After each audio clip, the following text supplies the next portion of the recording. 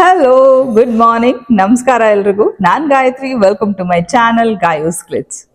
Actually ನಿನ್ನೆ ಮೊನ್ನೆ 2 ದಿನ ರುಟೀನ್ ಬ್ಲಾಗ್ ಹಾಕಿದ್ದೆ. ನಾನೇನೋ ನಿಮ್ಮ ಜೊತೆ ಮಾತಾಡಬೇಕು ಅಂತ ಹೇಳಿದೆ, ಸ್ಟಾರ್ಟ್ ಮಾಡಿದೆ. ಕಂಪ್ಲೀಟ್ ವಿಡಿಯೋದಲ್ಲಿ ವಾಯ್ಸ್ ಓವರ್ ಕೊಡ್ತಾ ಆ ವಿಚಾರಗಳನ್ನ ತಿಳಿಸ್ತಾ ಒಂದು ಹೇಳ್ಕೋಬೇಕು ಅನ್ನೋ ಒಂದು ಅರ್ಜಿತ್ತು. ಅದನ್ನ ಹೇಳಬೇಕು, ನಿಮ್ಮೆಲ್ರಿಗೂ ತಿಳಿಸ್ಬೇಕು ಅನ್ನೋ ಒಂದು ಅರ್ಜಿತ್ತು. ಹೇಳ್ದೆ. ಕಂಪ್ಲೀಟ್ ವಿಡಿಯೋ ಎಡಿಟಿಂಗ್ ಮುಗಿದ್ಮೇಲೆ ಕೂತು ನೋಡ್ತಾ ಇರುವಾಗ ರೆಸಿಪಿ ಬಗ್ಗೆ ಹೇಳೇ ಇಲ್ಲ, ನಾನು ಮಾಡ್ತಾ ಇರೋದು ಏನು, ಅಲ್ಲಿ ನಾನು ಮಾತಾಡ್ತಾ ಇರೋ ವಿಚಾರ ಏನು ಅಂತ ಅನ್ಸ್ಬಿಟ್ಟು ವಾಯ್ಸ್ ಓವರ್ ಮಾಡಿದ್ದನ್ನ ಮತ್ತೆ ಡಿಲೀಟ್ ಮಾಡ್ಬಿಟ್ಟು ಆ ವಿಡಿಯೋದಲ್ಲಿ ಸಂಬಂಧಪಟ್ಟಿದ್ದು ಏನಿದೆಯೋ ಅದ್ರ ಬಗ್ಗೆ ನಾನು ಮಾತಾಡ್ತಾ ಹೋದೆ. ಒಂದು ಕಮೆಂಟ್ ಬಂದಿತ್ತು, ಏನೋ ಹೇಳ್ತೀನಿ ಅಂತ ಹೇಳಿದ್ರಿ, but you ended up in making ಪಡ್ಡು ಅಂತ. ಎಕ್ಸಾಕ್ಟ್ಲಿ ನಾನೇನೋ ಮಾತಾಡ್ಬೇಕು ಅಂತ ಅನ್ಕೊಂಡೋಳು ಪಡ್ಡು ಮಾಡೋದ್ರಲ್ಲಿ ಮುಗೀತು ಅಂತ. ಇರ್ಲಿ, ಅದು ಆಭಾಸ ಆಗ್ತಿತ್ತು ನಾನು ಅಲ್ಲಿ ಮಾತಾಡ್ಲಿಕ್ಕೆ ಹೋಗಿದ್ರೆ. ಅದಕ್ಕೋಸ್ಕರ ಇವತ್ತು ಒಂದು ವಿಡಿಯೋನೇ ಮಾಡ್ಬಿಟ್ಟು ಮಾತಾಡೋಣ ಅಂತ ಹೇಳಿ ಮಾತಾಡ್ತಾ ಇದ್ದೀನಿ. ಕ್ಲೆನ್ಲಿನೆಸ್ ಬಗ್ಗೆ ಮಾತಾಡ್ತೀನಿ. ಮನೆ ಕ್ಲೀನ್ ಇಟ್ಕೊಳ್ಳೋದ್ರ ಬಗ್ಗೆ, ಟಾಯ್ಲೆಟ್ ಕ್ಲೀನ್ ಇಟ್ಕೊಳ್ಳೋದ್ರ ಬಗ್ಗೆ ಹಾಗಾಗಿ ಹೇಳ್ತಾನೆ ಇರ್ತೀನಿ ನಾನು, ಹೀಗ್ ಮಾಡಿ ಹಾಗ್ ಮಾಡಿ ಅಂತ. ಆದ್ರೂ ಕೆಲವೊಂದ್ಸಲ ಎಲ್ರಿಗೂ ಗೊತ್ತಿರಲ್ಲ. ನಾನು ಈಗ ಹೇಳೋ ವಿಷಯ ನಿಮ್ಗೆ ಗೊತ್ತೇ ಇಲ್ಲ ಅಂತ ಏನಿಲ್ಲ. ಸುಮಾರು ಜನರಿಗೆ ಈ ವಿಚಾರಗಳು ಆಲ್ರೆಡಿ ಗೊತ್ತಿರುತ್ತೆ. ಗೊತ್ತಿಲ್ಲದೆ ಇರೋರಿಗೆ ಆಶ್ಚರ್ಯ ಪಡುವಂತ ಕೆಲವೊಂದು ಫ್ಯಾಕ್ಟ್ಸ್, ಸತ್ಯಗಳನ್ನ ಹೇಳ್ತಾ ಹೋಗ್ತೀನಿ. ಮೊದಲನೇದಾಗಿ ಮೊಬೈಲ್ ಫೋನ್. ನಾವು ಬಳಸುವಂತ ಮೊಬೈಲ್ ಫೋನ್ ನಿಮ್ಗೆ ಗೊತ್ತಾ? ಟಾಯ್ಲೆಟ್ ಸೀಟ್ ಮೇಲೆ ಎಷ್ಟು ಬ್ಯಾಕ್ಟೀರಿಯಾಸ್ ಇರುತ್ತೋ ಅದಕ್ಕಿಂತ ಹೆಚ್ಚು ಬ್ಯಾಕ್ಟೀರಿಯಾಸ್ ನಮ್ಮ ಮೊಬೈಲ್ ಫೋನಿನ ಸ್ಕ್ರೀನ್ ಮೇಲೆ ಇರುತ್ತಂತೆ. ಈಗ ಭಯ ಸ್ಟಾರ್ಟ್ ಆಗುತ್ತೆ, ಇಷ್ಟೊಂದೆಲ್ಲ ಇದೆಯಾ ಅದರಲ್ಲಿ ಅಂತ ಅಲ್ವಾ? ಹೌದು. ಅದಕ್ಕೆ ಪ್ರತಿನಿತ್ಯ ಫೋನನ್ನ ಕ್ಲೀನ್ ಮಾಡಿ. ಪ್ರತಿನಿತ್ಯ ಬೆಳಗಾಗಿ ಎದ್ದು ನೀವು ಫೋನನ್ನ ಬಳಸೋಕ್ ಮುಂಚೆ ಒಂದ್ಸಲ ವೈಪ್ ಮಾಡಿ. ಏನು ಬೇಡ, ಲೈಟಾಗಿ ಒಂದು ಟಿಶ್ಯೂನ ತಗೊಂಡು ವೈಪ್ ಮಾಡಿ. ಇಲ್ಲಾಂದ್ರೆ ಒಂಚೂರು ವೆನಿಗರ್ನ ಹಾಕ್ಬಿಟ್ಟು, ಲೈಟ್ ತುಂಬಾ ಹಾಕ್ಬಾರ್ದು, ಯಾಕಂದ್ರೆ ಲಿಕ್ವಿಡ್ ಹಾಕ್ಬಾರ್ದು, ಜಾಸ್ತಿ ವೈಪ್ ಮಾಡಿ. ನಾನಂತೂ ನೇಲ್ ಪಾಲಿಶ್ ರಿಮೂವರ್ ಇರುತ್ತಲ್ಲ ಅದರಿಂದ ವೈಪ್ ಮಾಡ್ತೀನಿ. ತುಂಬಾ ಪಳಪಳ ಅಂತ ಕ್ಲೀನು ಆಗುತ್ತೆ. ಹಾಗೆ ಅದರಲ್ಲಿ ಆಲ್ಕೋಹಾಲ್ ಕಂಟೆಂಟ್ ಇರುತ್ತಲ್ಲ, ಹಾಗಾಗಿ ಬ್ಯಾಕ್ಟೀರಿಯಾಸ್ ಕೂಡ ಕಿಲ್ ಆಗುತ್ತೆ ಅಂತ ಹೇಳಿ ಪ್ರತಿನಿತ್ಯ ಮೊಬೈಲ್ ಫೋನ್ನ ಕ್ಲೀನ್ ಮಾಡೋದನ್ನ ಮರಿಬೇಡಿ. ಹಾಗೆ ನಾವೆಲ್ಲ ಇವಾಗ ವಾಟರ್ ಬಾಟಲ್ಸ್ ಯೂಸ್ ಮಾಡಕ್ ಸ್ಟಾರ್ಟ್ ಮಾಡಿದೀವಲ್ಲ, ಇವಾಗಲ್ಲ, ಯಾವಾಗಿಂದನು. ನಾನ್ ಸ್ಕೂಲಿಗೆ ಇನಿಷಿಯಲಿ ಹೋಗ್ತಾ ಇದ್ದಾಗ ಪ್ಲಾಸ್ಟಿಕ್ ವಾಟರ್ ಬಾಟಲ್ಸ್ ಯೂಸ್ ಮಾಡ್ತಾ ಇದ್ದಿದ್ದು. ಆಗ ಈ use and throw water bottles ಬರ್ತಾ ಇರ್ಲಿಲ್ಲ, ನಾವು ನೋಡೂ ಇರ್ಲಿಲ್ಲ. ಒಂದ್ ಗಟ್ಟಿ ವಾಟರ್ ಬಾಟಲ್ಸ್ ಬರ್ತಾ ಇತ್ತು, ಅದನ್ನ ತಗೊಂಡ್ ಹೋಗ್ತಾ ಇದ್ವಿ ನಾವೆಲ್ಲ. ಈಗ ಏನಾಗಿದೆ, ನಮ್ಗೆ ಅವೇರ್ನೆಸ್ ಹೆಚ್ಚಾಗಿ ನಾವೀಗ steel water bottle, glass water bottles ಬಳಸ್ತೀವಿ. ಮನೆಯಲ್ಲಿ ಇದ್ರೂ ಕೂಡ ಕೆಲವೊಂದ್ಸಲ ನಮ್ಗೆ ಇಂಡಿವಿಜುವಲಿ ಒಬ್ಬೊಬ್ರಿಗೆ ಒಂದೊಂದು ಅನ್ನೋ ರೀತಿ ಬಾಟಲ್ಸ್ ನ ಇಟ್ಕೊಂಡು ನೀರು ಕುಡಿತಾ ಇರ್ತೀವಿ. ಒಂದು ಫ್ಯಾಕ್ಟ್ ಹೇಳ್ತೀನಿ ಕೇಳಿ. ಪ್ರತಿನಿತ್ಯ ವಾಟರ್ ಬಾಟಲ್ನ ತೊಳೆದು ನೀರು ತುಂಬಿಸೋದನ್ನ ಅಭ್ಯಾಸ ಮಾಡ್ಕೊಳ್ಳಿ. ಪ್ರತಿನಿತ್ಯ ದಿನಕ್ಕೆ 10 ಸಲ ತೊಳೀರಿ ಅಂತಲ್ಲ, ಪ್ರತಿನಿತ್ಯ ನೀರು ಕುಡಿಯುವಂತ ಬಾಟಲ್ನ ತೊಳೆದ್ಬಿಟ್ಟು ನೀರನ್ನ ಬಳಸಿ. ಹಾಗೆ ಟೂತ್ ಬ್ರಷ್ ಯೂಸ್ ಮಾಡ್ತೀವಿ ಅಲ್ವಾ? ಕೆಲವ್ರು ಹೇಗೆ ಅಂತಂದ್ರೆ, ಟೂತ್ ಬ್ರಷ್ ಯೂಸ್ ಮಾಡಕ್ ಸ್ಟಾರ್ಟ್ ಮಾಡಿದಾಗಿಂದ ಅದು 6 ತಿಂಗಳಾಗ್ಲಿ ಆ ಬ್ರಿಸಲ್ಸ್ ಹೊಸ ತಂದಾಗ ಹೇಗಿರುತ್ತೋ ಹಾಗೆ ಇರುತ್ತೆ. ನನಗ್ ಹಾಗೆ ಇರುತ್ತೆ. ನಮ್ಮ ಮನೆಯವ್ರಿಗೆ ಬ್ರಿಸಲ್ಸ್ ಆಗೋಗಿರುತ್ತೆ. ಅವ್ರು 1 ತಿಂಗಳಿಗೆ ಒಂದು ಚೇಂಜ್ ಮಾಡ್ಕೊಂಡ್ಬಿಡ್ತಾರೆ. ಆದ್ರೆ ಟೂತ್ ಬ್ರಷ್ ಅಲ್ಲಿ ಎಷ್ಟು ಜರ್ಮ್ಸ್ ಇರುತ್ತೆ ಅಂದ್ರೆ, ಬಾಳ ಮಾಡಿ 2 ತಿಂಗಳು, ಮ್ಯಾಕ್ಸಿಮಮ್ 2 ತಿಂಗಳು ಬಳಸ್ಬೋದು. ಅದಕ್ಕಿಂತ ಹೆಚ್ಚು ಬಳಸಬೇಡಿ. 2 ತಿಂಗಳಿಗೆ ಅಂದ್ರೆ 8 ವಾರಗಳ ಕಾಲ ನೀವು ಅದ್ರಲ್ಲಿ ಹಲ್ಲುಜ್ಜಿರ್ತೀರಾ. ಆ ಟೂತ್ ಬ್ರಷ್ ನ 2 ತಿಂಗಳಲ್ಲಿ ನೀವು ಬಿಸಾಕಿದ್ರೆ, ಪ್ರತಿನಿತ್ಯ ಬಳಸೋದಲ್ವಾ? ನೀವ್ ಅನ್ಕೋಬಹುದು ಇದೆಲ್ಲ ನಮಗ್ ಗೊತ್ತು ಅಂತ, ಬಟ್ ಇಂತಿಷ್ಟು ನಿರ್ದಿಷ್ಟವಾದ ಸಮಯ ಅಂತ ಗೊತ್ತಿರಲ್ಲ. ನಾನ್ ಸ್ವಲ್ಪ ಓದ್ಲಿಕ್ಕೆ ಸ್ಟಾರ್ಟ್ ಮಾಡಿದೆ ಇದ್ರ ಬಗ್ಗೆ. ಹೌದಾ, ಇದೆಷ್ಟು ದಿವಸ ಅಂತ ನಾನು ಕಲ್ತ್ಕೊಂಡ ಅದನ್ನ ನಿಮ್ ಜೊತೆ ಹಂಚ್ಕೊಳ್ತಾ ಇದೀನಿ. ಸೊ ಟೂತ್ ಬ್ರಷ್ಗೆ ಆಯಸ್ಸು 2 ತಿಂಗಳು. ಪ್ರತಿಯೊಬ್ರು ಬ್ರಷ್ ಮಾಡ್ತೀವಿ. ಪುಟ್ಟ ಮಕ್ಕಳಿಗೆಲ್ಲ ಬ್ರಷ್ ಮಾಡೋದನ್ನ ಹೇಳ್ಕೊಡ್ತೀವಿ. ಜೊತೆಗೆ ಈಗಿಂದಲೇ ಮಕ್ಕಳಿಗೆ ಹೇಳ್ಕೊಡಿ, ಬರೀ ಹಲ್ಲು ಉಜ್ಜಿದ್ರೆ ಸಾಲದು, ನಮ್ಮ ನಾಲಿಗೆಯನ್ನು ಕೂಡ ಕ್ಲೀನ್ ಮಾಡ್ಕೋಬೇಕು. ಹೌದು, ಟಂಗ್ ಕ್ಲೀನ್ ಮಾಡೋದು ತುಂಬಾನೇ ಅವಶ್ಯಕ. ಕ್ಲೀನ್ ಮಾಡೋದು ಅಂದ ತಕ್ಷಣ ಚೆನ್ನಾಗಿ ಹಾಕೊಂಡು ಉಜ್ಬಿಟ್ರೆ ಟೇಸ್ಟ್ ಬಡ್ಸ್ ಹಾಳಾಗೋಗುತ್ತೆ. ಅದಕ್ಕೋಸ್ಕರ ಟಂಗ್ ಕ್ಲೀನರ್ ಆದ್ರೂ ಯೂಸ್ ಮಾಡ್ಬೋದು, ಇಲ್ಲಾಂದ್ರೆ ಸಾಫ್ಟ್ ಬ್ರಿಸಲ್ ಇರೋಂತ ಬ್ರಷ್ ಆದ್ರೂ ಯೂಸ್ ಮಾಡ್ಬೋದು. ಬಟ್ ಹಲ್ಲುಜ್ಜೋದು ಎಷ್ಟು ಮುಖ್ಯನೋ ಅಷ್ಟೇ ಕೋಟಿ ಬ್ಯಾಕ್ಟೀರಿಯಾಸ್ ನಿಮ್ಮ ನಾಲ್ಗೆ ಮೇಲೂ ಇರುತ್ತೆ. ಅದನ್ನು ಕೂಡ ನಾವು ಪ್ರತಿನಿತ್ಯ ವಾಶ್ ಮಾಡ್ಲೇಬೇಕು. ಇದನ್ನ ಮಕ್ಕಳಿಗೂ ಹೇಳ್ಕೊಡಿ, ನಾವು ಪಾಲಿಸೋಣ. ಹಾಗೆ ಕೆಲವೊಬ್ರು ಸೋಮಾರಿತನ ಅಂದ್ರೆ, ಬೆಳಗ್ಗೆ ಎದ್ದು ಸ್ನಾನ ಮಾಡಿದ್ರೆ ಮುಗೀತು, ಮತ್ತೆ ತಿರ್ಗಿ ಬೆಳಗ್ಗೆ ಎದ್ದು ಸ್ನಾನ ಮಾಡೋವರೆಗೂ ಮುಖ ತೊಳೆಯಲ್ಲ.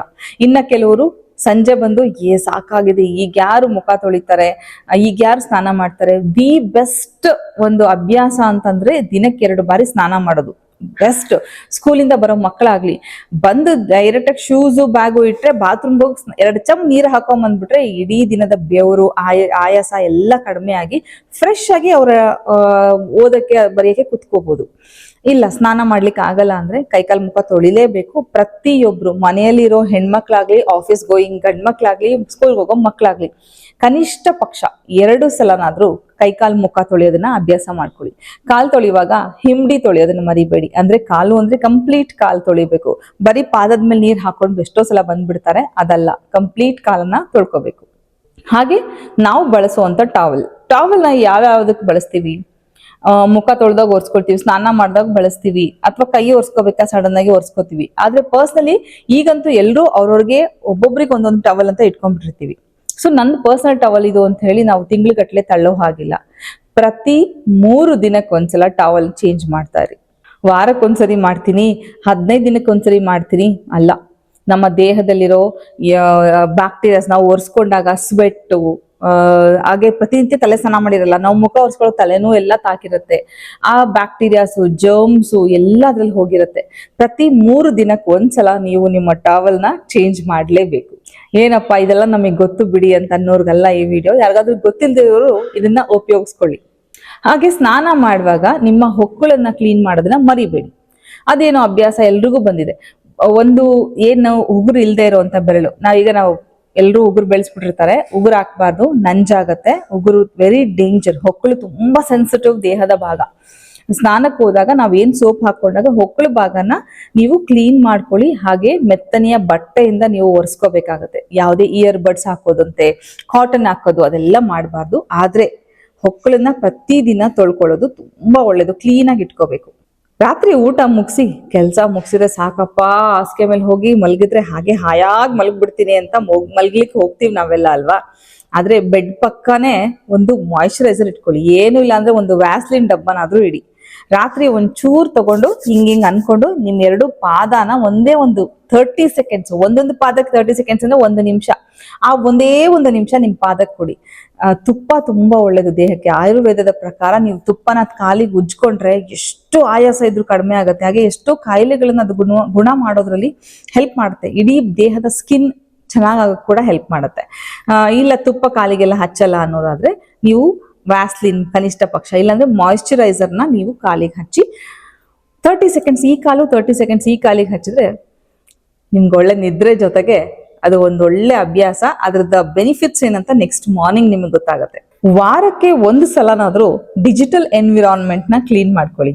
ಏನಪ್ಪಾ ಇದು ವಸ್ತು ಅಂತ ಅಂದ್ರೆ ಹೌದು, ಈಗ ಎಷ್ಟೋ ಜನ ಎಲ್ಲಾರ ಕೈಯಲ್ಲೂ ಫೋನ್ ಇಲ್ಲದೆ ಇರೋ ಮನುಷ್ಯನೇ ಇಲ್ಲ ಅನ್ಕೊಂಡ್ಬಿಡಿ. ಆ ರೀತಿ ಫೋನ್ ಬಳಸ್ತೀವಿ, ಸೋಷಿಯಲ್ ಮೀಡಿಯಾ ಬಳಸ್ತೀವಿ, ಇನ್ಸ್ಟಾಗ್ರಾಮ್ ಅಲ್ಲಿ ಏನೋ ನೋಡ್ತಾ ಇರ್ತೀವಿ.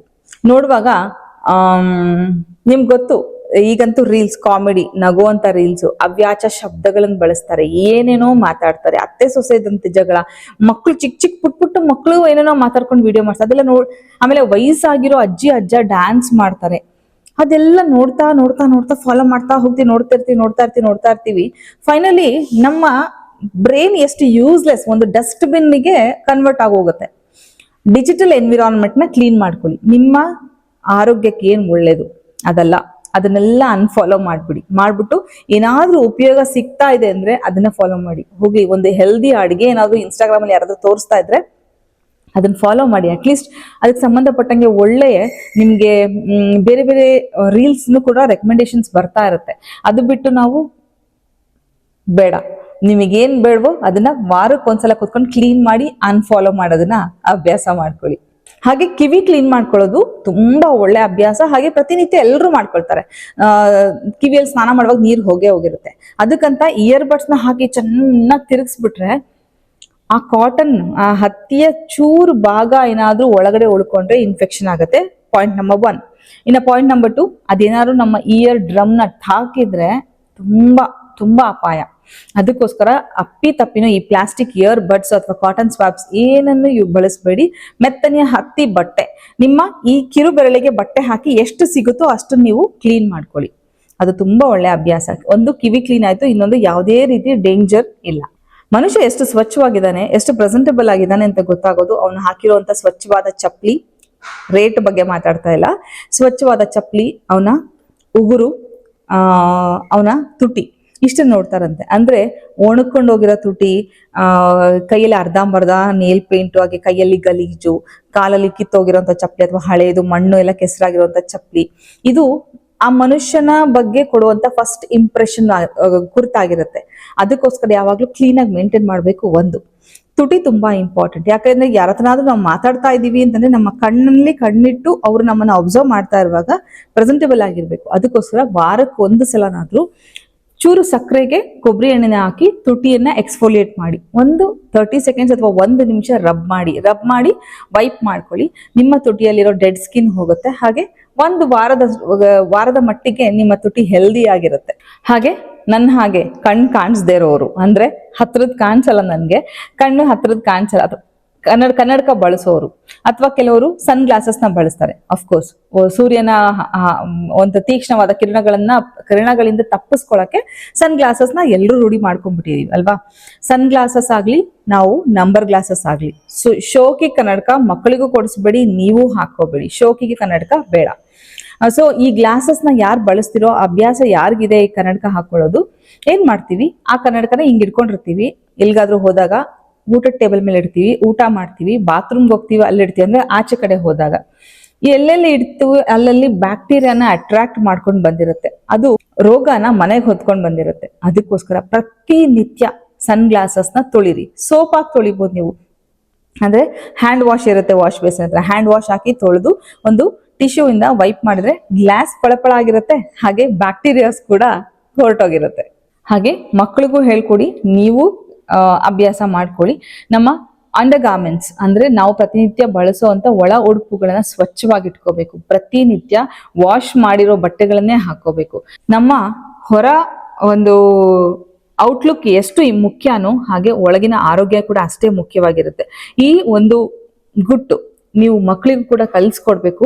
ಸ್ವಚ್ಛವಾದ ತೊಳೆದಿರುವಂತ ಹತ್ತಿಯ ಬಟ್ಟೆಗಳನ್ನೇ ನೀವು ಆದಷ್ಟು ಬಳಸಬೇಕು ಆರೋಗ್ಯವಾಗಿರಲು. ಏನಂತಾರೆ, ಹತ್ತಿ ಬಟ್ಟೆ, ಕಾಟನ್ ಬಟ್ಟೆ, ಲೂಸ್ ಬಟ್ಟೆಗಳನ್ನ ಮಕ್ಕಳಿಗೆ ಹಾಕೋದನ್ನ ಅಭ್ಯಾಸ ಮಾಡ್ಕೊಳ್ಳಿ. ಸ್ವಲ್ಪ ಯೋಚನೆ ಮಾಡ್ತಾ ಹೋದ್ರೆ ತುಂಬಾ ಶ್ರೀಮಂತರು ಹಾಕೋದು ಒಂದೇ ಬಣ್ಣದ ಬಟ್ಟೆ, 1-2 ಜೊತೆ ಬಟ್ಟೆ ಇರುತ್ತೆ ಅಷ್ಟೇ ಅವ್ರ ಹತ್ರ ಅಂತ ಹೇಳ್ತಾರೆ. ಹೆಂಗಪ್ಪ ಇದು ಸಾಧ್ಯ ಅಂದ್ರೆ, ಮನ್ಸು ಮಾಡಿದ್ರೆ ಎಲ್ಲ ಸಾಧ್ಯ, ನಾವು ಮನ್ಸು ಮಾಡ್ಬೇಕಷ್ಟೇನೆ.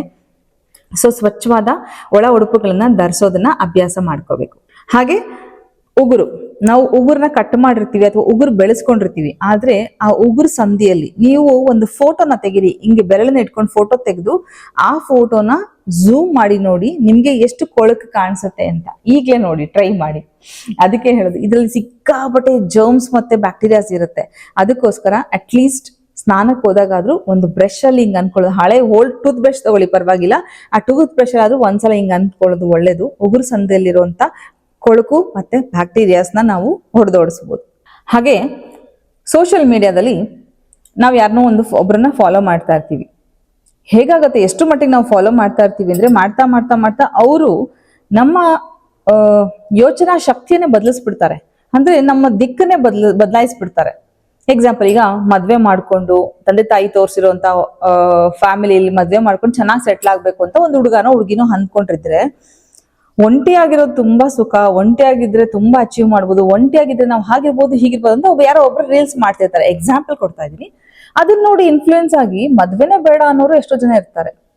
ನೋಡ್ಬೇಕು, ಒಳ್ಳೇದಿದ್ರೆ ಕಲ್ತ್ಕೋಬೇಕು, ಬೇಡ ಅಂದ್ರೆ ಬಿಟ್ಬಿಡ್ಬೇಕು. ಬೆಟರ್ ಏನ್ ಗೊತ್ತಾ, ಅಂತವ್ರನ್ನ, ನಮ್ಮ ಎನರ್ಜಿನ ಹೀರ್ಕೊಳ್ತಾ ಇರ್ತಾರಲ್ಲ ಅಂತ ಒಂದು ಅಕೌಂಟ್ಸ್ ನ ಅನ್ಫಾಲೋ ಮಾಡೋದು ತುಂಬಾ ಒಳ್ಳೇದು. ತುಂಬಾ ಒಳ್ಳೆ ಕ್ರಿಯೇಟರ್ಸ್ ಇದಾರೆ, ತುಂಬಾ ಒಳ್ಳೆ ಕಂಟೆಂಟ್. ಈಗ ವಿಭೂತಿ ಹಚ್ಚೋದು ಯಾಕೆ, ಅಥವಾ ಕುಂಕುಮನ ಯಾವ ಬೆರಳಲ್ಲಿ ಹಚ್ಕೋಬೇಕು, ಆರತಿ ಹೇಗ್ ಮಾಡ್ಬೇಕು, ಇದ್ರ ಬಗ್ಗೆ ಇಂಟ್ರೆಸ್ಟ್ ಇರೋರ್ಗೆ ಅದರದ್ದೇ ಆದ ಒಂದು ರೀಲ್ಸ್ ಬರ್ತಾ ಹೋಗುತ್ತೆ. ಒಳ್ಳೇದನ್ನ ತಗೊಳ್ಳೋದು ನಮ್ಮ ಕೈಯಲ್ಲಿದೆ, ಯಾವ ರೀತಿ ತಗೋಬೇಕಂತ. ಹಾಗೆ ನಿಮ್ಮ ಎನರ್ಜಿನ ಡ್ರೈನ್ ಮಾಡ್ತಾ ಇರೋದನ್ನ ಮೊದಲು ಅನ್ಫಾಲೋ ಮಾಡಿ. ಹಾಗೆ ರೇಸರ್ ಬ್ಲೇಡ್ಸ್, ಶೇವಿಂಗ್ ಮಾಡೋರಾಗ್ಲಿ ಏನಕ್ಕಾದ್ರೂ ರೇಸರ್ ಬಳಸ್ತಾ ಇದ್ದೀರಾ ಅಂತಂದ್ರೆ, ಒಂದು 5-6 ಸಲ ಬಳಸಿದ ತಕ್ಷಣ ಆ ರೇಸರ್ ಬ್ಲೇಡ್ಸ್ ನ ರಿಪ್ಲೇಸ್ ಮಾಡಿ. ಅದೇ ಬ್ಲೇಡ್ ನ ಯೂಸ್ ಮಾಡಿದಾಗ ಸ್ಕಿನ್ ರ್ಯಾಶಸ್ ಆಗತ್ತೆ ಒಂದು, ಹಾಗೆ ಕಟ್ಸ್ ಆಗೋ ಚಾನ್ಸಸ್ ಇದೆ. ಕಟ್ಸ್ ಆದಾಗ ಬ್ಯಾಕ್ಟೀರಿಯಾಸ್ ಎಂಟ್ರಿ ಆಗುತ್ತೆ ಬ್ಲಡ್ ಸ್ಟ್ರೀಮ್ ನ. ಅದಕ್ಕೋಸ್ಕರ 5-6 ಸಲ ಬಳಸಿದ ತಕ್ಷಣನೇ ರೇಸರ್ ಬ್ಲೇಡ್ಸ್ ನ ಚೇಂಜ್ ಮಾಡಿ.